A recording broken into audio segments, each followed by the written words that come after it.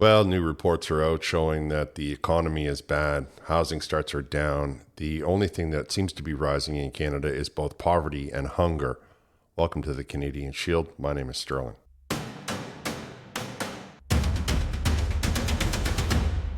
Well, the House decided to sit today and they picked a new speaker, and everything is moving forward according to plan. Tomorrow, King Charles will come in and make a very pompous and grandiose speech about how the Liberal Party is going to save the country, I'm sure. Yet, the Liberal Party has got the country to where we are. I mean, this is the same group of people that have increased poverty levels to nearly 35% in the country, a new report released. Another report indicates that housing starts are down, but again, this is the same Liberal government that has been in power the whole time. So there should not have been problems to this degree. And I know they run around and they want to blame everybody else. Like currently, they'll try to blame Donald Trump. But Donald Trump is down there making moves that are increasing his economy, giving people jobs, lowering food prices, and increasing the housing stock. So how come what he does in his country is impacting what our leadership does in this country? Because what our leadership is doing in this country is nothing. That's why. They have made things worse over the course of 10 years, and people decided that because they dislike Donald Trump and because they watch too much mainstream corporate media, who are all going to do well, right? Don't forget the investments for the upper classes are going to be very, very good. You've heard Pierre Poilievre explain it to you. Inflation makes the people that own things very wealthy and makes those that own nothing very, very poor, which we can see now is happening in great abundance. And we have a housing minister who says, no, no, no, no, no. We don't need to lower the cost of housing, because somehow in his mind, it's not that people can't afford the levels of housing that they're homeless. It's because there's just not enough of these extreme levels of housing. I mean, the logic there is kind of backwards. I'm going to get into a couple of reports that released talking about poverty and talking about building starts, and it's a bad reflection on the Liberal government, not because they just got started and not because Mark Carney took over in March, though by itself that's enough to say that in 2 months he's done nothing, but because they actually began this process in 2015 and are single-handedly responsible for it. Okay, we'll start with the bad news on the housing construction startups for as of March 2025. Overall investment in building construction decreased 0.9%, so they're saying it's down 192 million year over year to 22 billion overall. The residential sector declined by 2%, nearly 1.8% to 15.3 billion, while non-residential sector was up 1.3 to 6.8 billion. Year over year investment in building construction grew by 5%. So that's according to what we were investing last March. It's 5% higher than that this March. Of course, that doesn't calculate a lot of things, so those numbers can be very deceptive. And I'll give you a great example of that. On a constant dollar basis, this is where they kind of trick you. So they're saying that as of 2017, that's 100. Now, what that means is we're starting from there. Whatever the value of the dollar was in 2017 is what we are considering to be the baseline. As a result, because our dollar is weaker and because they're not looking at what the dollar might have been worth in 2015, which is very suspicious in my mind, they should be looking at what it's worth in 2015. However, they're going to say, well, from 2017, we're calling that 100. There are some people who will call it zero. It just depends on which way you want to, which side of the coin you want to come at it. For me and you, what it means is we're calling that the benchmark. We're calling that the baseline. That's where we are starting from, is essentially all it means. Investment in building construction decreased 0.8% from the previous month to 13 billion in March and was up 2.4% year over year. So now all of a sudden they've cut out nearly half of how much was up year over year because they changed where the dollar was coming from. Multi-unit component drags down residential sector. Investment in residential building construction decreased by 277 million to 15.3 billion in March. The decrease was driven by multi-unit construction, which was down nearly 4%, and tempered by single-family home investment. Of course, when they say single-family home, they don't mean that it's a house with a yard and all of the wonderful things that you like to think about when you imagine living in a house. You know, you get the fish in the corner and the dog. This is a building that they're calling single family home, but you're sharing a wall, and sometimes you're sharing two walls with other single families. So to say, oh no, it's not the same thing as a multi-unit is kind of a little bit sketchy in my mind. All it really is a two-story apartment building because it's a townhouse, right? And it's connected side by each. Despite the fact that we have all of this land, you're still going to be sharing your backyard with the neighbor. You're going to be hearing the neighbor yell at the dog. You're going to be hearing the dog bark. All of those things are still going to be part of this, 0.5% single family home that's being built. They did put up an infographic for the residential building starts, and you can see the amount of red that's gone across the country. It's up barely 0.6% is really not a lot in Quebec. It's up in PEI, it's up in New Brunswick, and it's up in British Columbia, though just barely. Manitoba seems to have quite a large increase at nearly 10%. Everybody else, though, is very, very far down, minus 50% in Nunavik, minus 20% in Newfoundland, and overall across the country down 2%. Now you can ask yourself, well, how come that is? Because we spent $8 billion on housing accelerator fund and the Liberal government has been in charge for so long. Why are they not taking responsibility for the lack of housing? And why did so many people vote for them, knowing that their policies had led to a decrease in housing availability and homelessness to begin with? I can say to you that I can't understand why a person individually cast their vote. I can understand that hysterically, like the society hysteria was pretty targeted at Donald Trump because they have been targeting Donald Trump since he was the first time he was president. So they have that sort of ingrained into them. Was it a smart way to cast your vote? I don't think so. Will this reverse? I don't think so. I mean, if you're not getting your shovel in the ground in March, you're not really going to get it done in time. That's the thing that is, like, from a construction standpoint, that matters a lot. You have, a finite building season in Canada. And to tell yourself that I'll start the thing in July and still get it done in time is not a good idea. And as soon as you start it, you're starting to shell out real capital. And if you have to let it sit over the month of November, December, January, and even February, it's just money that's just sitting there. And you might see larger construction that starts that way. However, those construction sites are often put on hold, and then the stuff that can be done in the bottom or the stuff that can be done in the ground continues on. These residential places, they are in desperate need, and we are not putting any shovels in the ground. And of course, the reason that we're not putting any shovels in the ground is because the people are rather invest that money in the Americas where they know they'll get a return on it, and they won't be charged a carbon tax for the lumber, for the screws, for the nails, for the cement, for the levels of carbon tax that are going into a house right now are adding nearly 30% increase to the house, to the cost of the house. And they're harming availability. So I don't see how we're going to get out of this mess, but this is where we are after 10 years of the Liberal government. Okay, let's talk about the state of the economy and let's peel back some of the layers there and what the numbers might convince you are happening versus what the reality on the ground. They released a quarterly statistics for enterprises in the first quarter of 2025. Net income before taxes for Canadian corporations increased 4.2 billion. Right? You think, woohoo, corporations are making money, so they must be paying paychecks and standard of living is coming around. In the first quarter of 2025, the gain was driven by the financial industries and supported by non-financial industries. So there was a 7.2% increase in financial industries and everybody else was a 0.9%. And you're like, what does that mean? And I'm like, well, people are borrowing money and they're paying a lot of interest. People are paying more for house insurance. People are paying more for car insurance. People are making, and so on and so forth, the financial industry.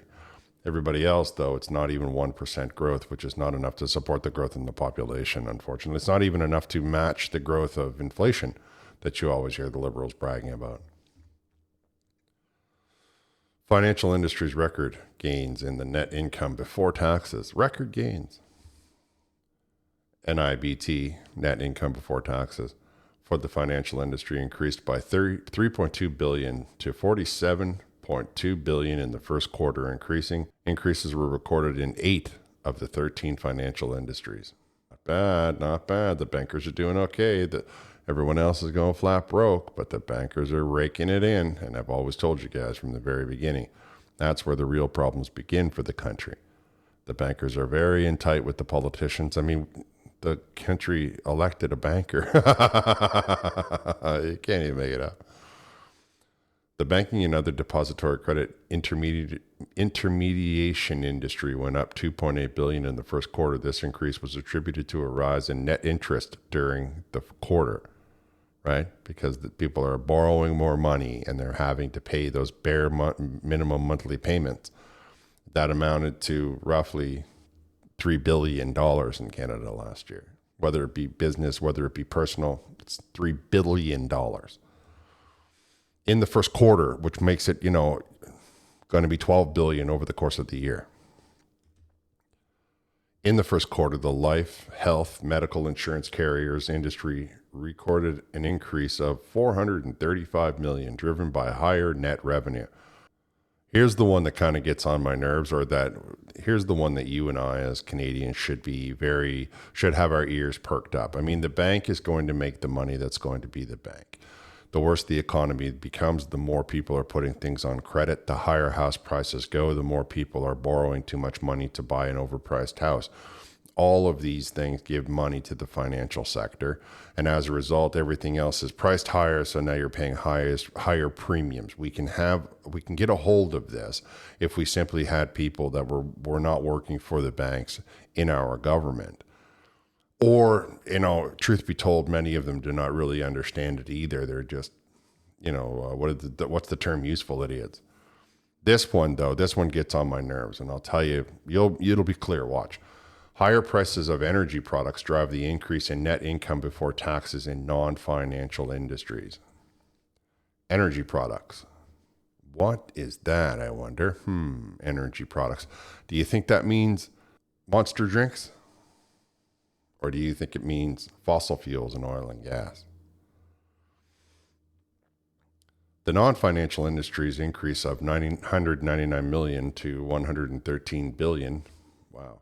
In the first quarter was up in 18 of the 39 non-financial sectors. The oil and gas extraction industry posted the largest gain, rising by $3.8 billion in the first quarter. They made more money than the bank.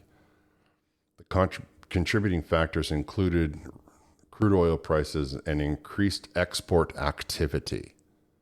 And we have all of this money at a discount being sold into the United States. If we were selling at a full price to, say, Europe, or full price to, say, Japan, or full price to, say, Korea, or full price to, say, India, how much more would that be?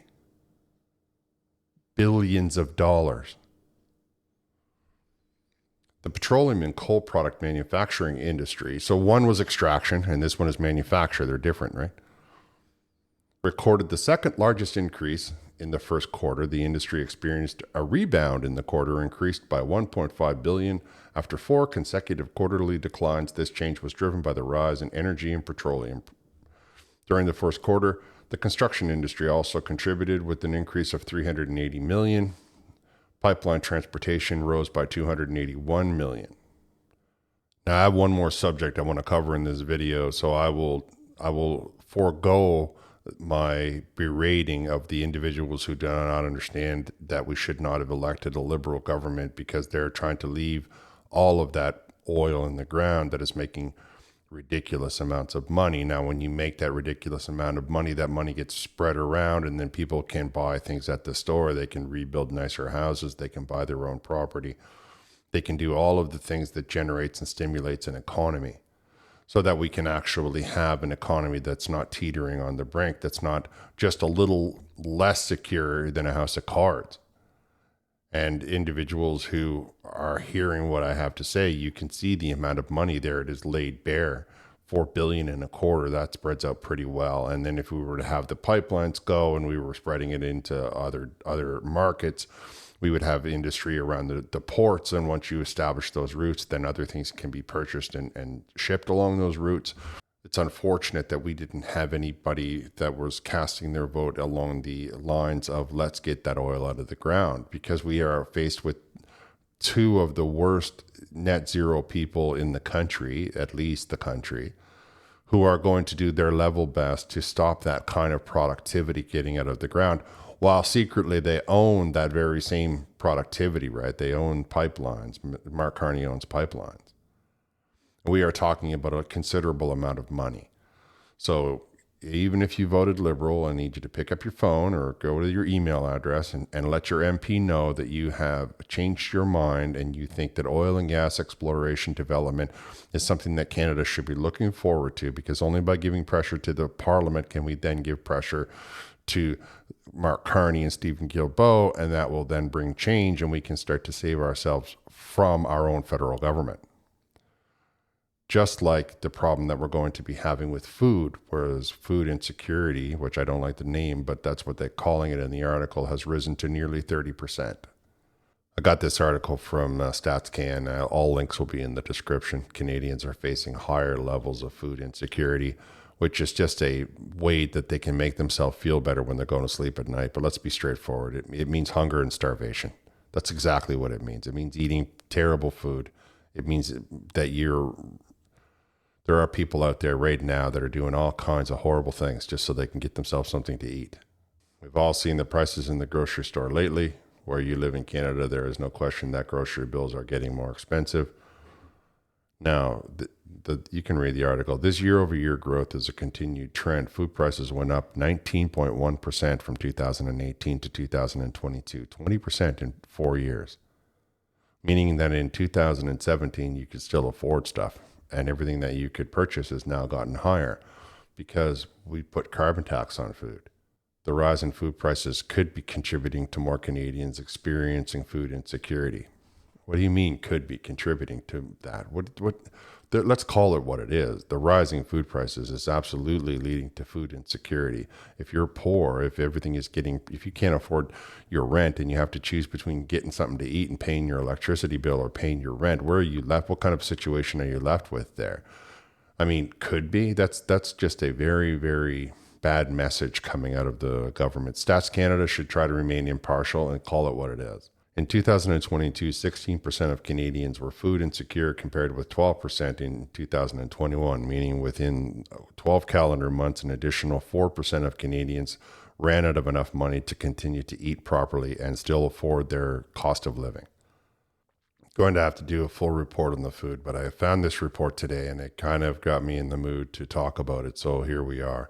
And I think that it's pertinent because we were talking about a Liberal government that it puts extra taxes on our food, making it more expensive, puts extra taxes on the truck that transports the food, puts extra taxes on the fuel that fuels the truck that transports the food, puts extra taxes on the farmer that uses the fuel to make the food. And all of these taxes are absolutely increasing the cost of the food.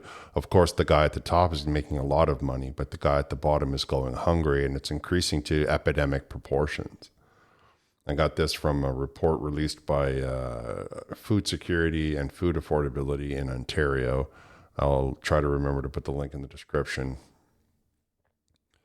This report jointly produced by the Public Health of Ontario and the Ontario Dietitians in Public Health. I'm just going to read a couple of the snapshots because it's a long PDF and I didn't read the whole thing yet, but the snapshots, the highlights is important. In 2023, 1 of 4 households in Ontario reported some level of food insecurity. Household food insecurity rates have worsened over the past 5 years from 17% in 2019 to 24% in 2023. Recently, there has been a disproportionate increase in severe food insecurity from 4.8% in 2022 to 7.8% in 2023. So in 12 calendar months, it nearly doubled. And by severe food insecurity, that's talking about people that are not even having a meal a day. They are literally facing malnutrition, starvation, all of these kinds of things happening inside of the country that grows more food than any 50 countries put together. And it's the problem, of course, is that we have monopolies. We have the Liberal government putting taxes and carbon taxes, interference, regulation. People need to eat. And there's no discussing that. Of all income-related household characteristics, the group that experiences the highest prevalence and severity of food insecurity are households reliant on social assistance. Household food insecurity is independently linked to negative physical and mental health outcomes of children and adults in Ontario, which means that the poorest people among us are not being able to eat, and they are also the ones that are suffering from it the most.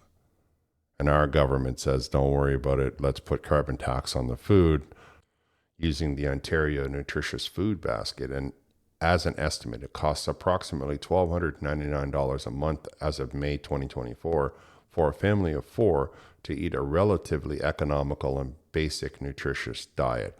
Of course, we know that the food prices have increased 7% since February. So we know that that is no longer accurate. And we can say that if an individual, a single person is on social assistance, they're not getting anything anywhere near the $300 that it would take to match that, right? If we say a quarter, so we say a 20-year-old adult who needs to eat $300 a month, but they're not getting that kind of subsidy as a, because, they mentioned social assistance and low income. Costs of the Ontario nutritional food baskets were compared across Ontario with slightly higher costs in northern regions. The ONFB methodology and provincial averages skew to more populous areas, meaning medium and large. Therefore, estimates are less applicable in rural and remote areas. Households relying on social assistance are unable to afford the cost of food, housing, and other basic necessities. And I can tell you right now, because I know this for a fact, when you're talking about rural areas, many of them do grow their food. I suppose if you're going into really rural areas, but if you're just talking about rural areas that are also trying to live urban, that food is considerably more because the truck has to spend a lot more money to get it there. The further that you get away from the source of the food, the more that it costs. A simple mathematical evaluation can tell anybody that. And Mark Carney, saying I'm a bank wizard, should understand that. However, Mark Carney believes that we should be putting carbon tax on all of our food because he feels that you will start to value your food more if you worry about how much carbon tax is costing you. Now, when we go back to the earlier report where I talked about how fuel and gas are coming out of the ground and raising a lot more money and exports that's causing that money, that means people outside of Canada don't care about carbon tax. They're using more fuel, they're buying more of it. And as a result, we shouldn't be starving ourselves for something that is never going to accomplish this. We shouldn't be sending our children hungry to school. And if the Liberal government says to me, yeah, but we're making a food school program, I swear I am going to just turn them right off. Like, I'm not going to hear that. We don't want people to be telling themselves that the government is going to be feeding us. Where do we live? USSR? Where do we live? We want people to be able to eat nutritious meals before they leave the house. We want people to be able to eat nutritious meals any time of the day. We don't want them relying on the government handouts. If the government wants to help people eat food, they should stop taxing food. That's what they need to do. They should stop telling themselves that it's okay to put carbon tax on from food to fork, or whatever the expression is there, from farm to fork, and tell yourself that you're going to add extra taxes to that so that the cost of that goes through the roof. Meanwhile, we can import food from Mexico that's a third of the cost. How do we know what kind of footprint that has? Now that, of course, is going to be all altering because the food is one of the things that the Americans want to bring into our market. And at this point, you have to ask yourself, is it going to be okay to allow the American supermarkets and super chains to come up here and shatter all of the monopolies that the grocery stores have? We have like 4 grocery stores, second largest country in the world. I mean, are we not maybe better off to allow those monopolies to get shattered and to allow people from grocery stores along our border to come up and offer us more food at less prices? I mean, at what point does the government start to realize that it's not a good idea to charge people so much money for their food that they starve to death? What kind of absurdity is that? And what kind of a person can tell himself that he's the leader that he's looking after? If we cannot look after the poorest among us, then we are not looking after anybody. All right, I'm going to wrap here. I want to thank you for listening. Let me know what you think down in the comments. Share this video with your friends. Like, comment, subscribe. I'll talk to you next time.